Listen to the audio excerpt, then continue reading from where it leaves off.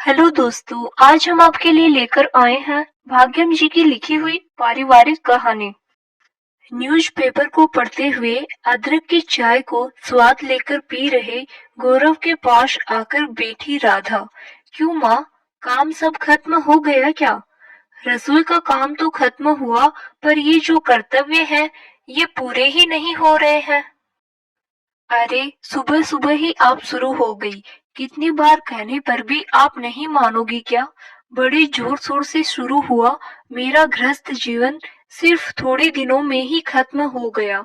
उसे ही मैं पचा नहीं पाया, फिर से अगले की तैयारी बोलो तो कैसे हो माँ? ये मुझसे नहीं होगा। बेटा, क्या जीवन हमेशा ही खुशी व संतुष्ट रहने का नाम है? रोज सुबह सूरज उगता है और शाम को डूब जाता है ना। पर मेरा जीवन डूब गया है, कहकर सूर्य अगले दिन बिना उगे रहता है। प्रिया के जाने का दुख तो हमें तो बहुत ज्यादा है, उसके बराबर का दुख और कुछ नहीं। इसीलिए आने वाले वसंत को रोक देना क्या ठीक है? ये देखो माँ, आपके लिए मैं और मेरे लिए आप, ये वसंत हमारे लिए कम है क्या? मैं जब तक हूँ तब तक तो ठीक है बेटा, पर मैं ना रहूं तो तुम्हें जिंदगी कैसे रास आएगी? राधा की आंखों में आंसू देख गौरव परेशान हो गया। ठीक है माँ, आप अपनी पसंद की एक लड़की देख ले, पर मेरी एक शर्त है। उस लड़की की वजह से हम दोनों में किसी भी प्रकार का अलगाव नहीं होना चाहिए। तुम देखना बेटा, मैं अपनी प्रिया जैसी ही एक दूसरी प्रिया को बहुत जल्दी तुम्हारे लिए लेकर आऊंगी, कहती हुई शादी करवाने वाले संस्थान की ओर चल दी। दूसरा दृश्य। बाथरूम से बाहर निकलते हुए वीना घड़ी को देखकर बोली, अरे अरे, इतनी जल्दी 9:30 बज गए। काल चक्र का पता ही नहीं, इतनी तेजी से कैसे दौड़ता है। बड़बड़ाते हुए वीना माँ को इंसुलिन का इंजेक्शन लगाना है याद आते ही मम्मी के कमरे में गई और सुई लगा दी। उन्हें नमकीन दलिया दिया।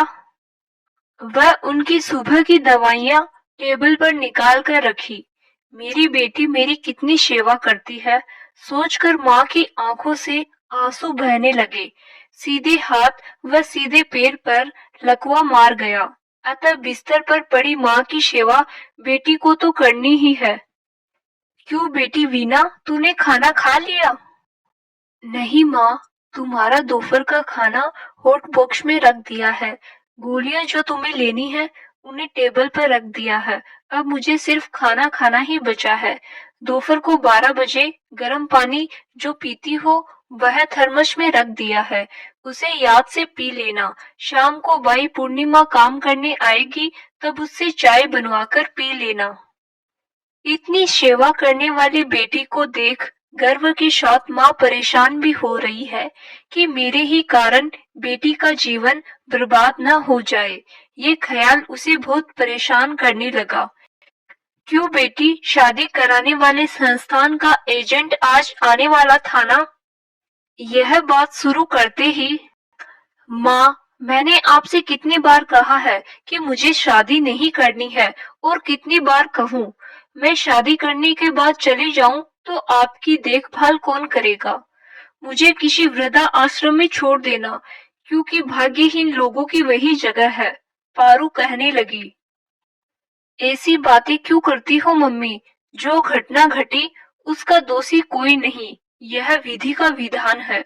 तुमने मेरे लिए अच्छा लड़का देख शादी करने की सोची, पर क्या करे, वह इतना कमजोर और बुजदिल निकला कि शादी के दिन तक उसका मुंह नहीं खुला, पर शादी वाले दिन सुबह ही अपनी पसंद की लड़की के साथ भाग गया। बेटी की शादी के रुकने के सदमे को तुम बर्दाश्त नहीं कर पाई और बिस्तर पकड़ लिया। तुम भाग्य को मत कोसो। माँ, मेरा भाग्य अच्छा था जो उसकी कलाई पहले ही खुल गई। जो एक निर्णय कर उसे बताने का साहस ना रखता हो, वो क्या मर्द है? अच्छा हुआ मैं उस नामर्द से बच गई। नहीं बेटा, अब भी तुम्हारी उम्र ज्यादा नहीं हुई। तुम्हारी शादी किए बिना यदि मैं ऊपर चली गई तो मुझे मोक्ष कैसे मिलेगा? ठीक है माँ, तुम्हारी मर्जी। मेरे लिए एक लड़का तुम ही पसंद करना, पर मेरी एक शर्त है, जो लड़का तुम देखो वो हमारे घर में ही घर जमाई बनकर रहने को तैयार हो, क्योंकि मैं तुम्हें वृद्धा आश्रम में नहीं छोड़ सकती। तुम्हें आखिर तक मैं ही अपने पास ही रखूंगी। अतः जो इस बात के लिए राजी हो तो वो कैसा भी हो मुझे मंजूर होगा।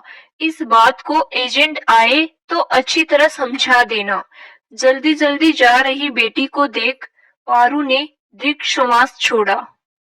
उधर राधा जी अपने बेटे गौरव से कहती है, बेटा गौरव, मैंने आज तुम्हारी जन्म पत्री पंडित जी को दिखाई। उन्होंने कहा उनके पास एक लड़की की जन्म पत्री आई है, उसके और तुम्हारे 36 गुण मिल रहे हैं। ये संयोग बहुत अच्छा है। लड़की एक बड़ी संस्था में मैनेजर है। 5 साल पहले ये शादी के दिन दूल्हा दूसरी लड़की के साथ भाग गया, अतः शादी नहीं हुई। लड़की की सिर्फ एक माँ ही है। माँ, मेरी शर्त उसे बताई कि नहीं? उसका अभी से क्या, जब लड़की को देखेंगे तो बातचीत कर लेंगे। वहां पारो खुशी से फूली नहीं समा रही थी। वीना के घर आते ही, बेटी आ गई क्या? अभी अभी एजेंट आकर लड़की की जन्म पत्री देकर गया। उसका नाम गौरव है। वह भी कोई प्राइवेट बड़े बैंक में अधिकारी है। उसका एक बड़ा भाई भी है जो विदेश में रहता है। गौरव ने अपने साथ काम करने वाली लड़की को पसंद कर प्रेम विवाह किया, पर अफसोस 3 महीने में ही सड़क दुर्घटना में मारी गई। उसके बाद शादी नहीं करूंगा कहकर अभी तक शादी नहीं की। ये फोटो है उसका, इसे देखकर बता बेटी। हाँफते हाँफते जल्दी जल्दी पारो ने सब बताया। आज पारो बहुत खुश थी। माँ को इतना प्रसन्न देख वीना ने तुरंत हाँ कर दी। दोनों ने एक दूसरे को देखा। राधा को वीना बहुत पसंद आई। गौरव ने तो पसंद अपनी माँ पर ही छोड़ दी थी। उसने भी हाँ कह दी, पर अचानक मौन तोड़ते हुए वीना ने गौरव से कहा, मुझे आपसे अकेले में बात करनी है। कोई भी बात हो, कोई बात नहीं, माँ के सामने ही निसंकोच कहिएगा, गौरव बोला। नहीं, मुझे आपकी माँ के बारे में ही बात करनी है। ये सुनते ही एकदम राधा का चेहरा कुम्हला गया। कोई बात नहीं वीना जी, मेरे माँ के सामने ही कहिएगा। मुझसे ज्यादा इस शादी में मेरी माँ उत्साहित है। वीना, अभी क्यों बात कर रही है? मेहमानों को नाश्ता करा दो, पारो बोली। नहीं आंटी, वे जो कहना चाहती है आराम से उन्हें कहने दो, यही सबके लिए अच्छा है, गौरव तसल्ली से बोला। शादी के बाद आपकी माँ कहाँ रहेगी? वीना ने पूछा। तब गौरव बोला, इसमें क्या संदेह है, बेशक वे अपनी आखिरी दिन तक मेरे साथ ही रहेगी। फिर तो इस फैसले को बदलना पड़ेगा, क्योंकि मेरी माँ के लिए मैं जो घर जमाई बनकर रहना पसंद करे उसी से मैं शादी करूंगी। कृपया मुझे क्षमा करे। ठहरो बेटी, तुम्हें क्या, मैं तुम लोगों के साथ न रहूं यही समस्या है तो मैं अकेले रह लूंगी, राधा जी ने कहा। अम्मा, आप क्या कह रही हैं? आप मेरी शर्त भूल गई क्या? गौरव परेशान होकर बोला। तब वीना ने बात को आगे बढ़ाते हुए कहा, आंटी जी, आप मुझे गलत ना समझे। मेरी माँ को इस असहाय स्थिति में छोड़कर मैं अलग नहीं रह सकती। मेरी माँ को अपने साथ ससुराल ले आकर मैं आप लोगों को कष्ट देना नहीं चाहती। अतः मैं घर जवाई बनने को जो तैयार हो उसी से मैं शादी करूंगी। यही मेरी शर्त है। गौरव का एक भाई और है। मालूम होने पर ही मैंने आपको आमंत्रित किया। यदि मेरी बातों से आपका दिल दुखा हो तो मुझे माफ कर दीजिएगा। वीना की बात सुनकर स्पष्ट और आत्मविश्वास के साथ गौरव बोल पड़ा। मेरा एक भाई जरूर है, पंडित जी ने आपको बताया होगा, परंतु मेरी माँ का मैं सिर्फ इकलौता लड़का हूँ, अतः मैं उन्हें छोड़कर अलग नहीं हो सकता। यह सुनकर पारो और वीना उसे आश्चर्य से देखने लगी। हाँ वीना, मेरी प्रिय पत्नी प्रिया की माँ है ये राधा आंटी। हम दोनों जब एक दूसरे से प्रेम करते थे तब माँ ने ही हमें सपोर्ट कर अपनी एकमात्र बेटी की शादी मुझसे कर दी। पता नहीं किसकी नजर लगी, एक दिन ऑफिस से बाइक से आते समय पीछे से कार ने टक्कर मारी और प्रिया सदा के लिए मेरा साथ छोड़कर भगवान को प्यारी हो गई। इस दुख को किस तरह कैसे कहूँ। अपनी इकलौती पुत्री जिसकी सुखी वैवाहिक जीवन देखकर जो माँ खुश होती थी, अब उसके लिए पूरा संसार ही अंधकारमय हो गया। उन्हें सिर्फ सांत्वना से काम नहीं चलेगा, अतः मैंने ही उन्हें पुत्र व पुत्री बनकर संभाल लिया और उन्होंने मुझे माँ बनकर संभाल लिया। अब यदि उन्हें छोड़ने पर मुझे अच्छी जिंदगी मिलेगी तो ये मुझे मंजूर नहीं। ऐसी जिंदगी मुझे नहीं चाहिए।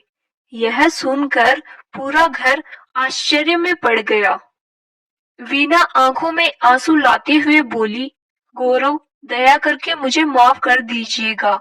जन्म देने वाली माता और शादी कर घर लाए अपनी पत्नी के मन को ही न समझने वाले आदमियों को ही मैंने देखा और दुखी हुई हूँ। ऐसे में आप एक सास को माँ जैसे मान रहे हो तो मेरा मन आपको देवतुल्य मानकर पूजने को कर रहा है। आप न केवल मेरे लिए पूजनीय हो पर देश के लिए भी गौरव हो। माँ, मुझे माफ कर दीजिएगा, कहते ही राधा ने वीना को गले से लगाया। तुम भी मेरे लिए प्रिय ही हो, किसी को भी कहीं जाने की जरूरत नहीं। सभी एक साथ एक ही घर में रहेंगे। तुम्हारा दाम्पत्य जीवन सुखी हो और हमारा रिश्ता अपूर्व हो, सब रिश्तों से ऊंचा।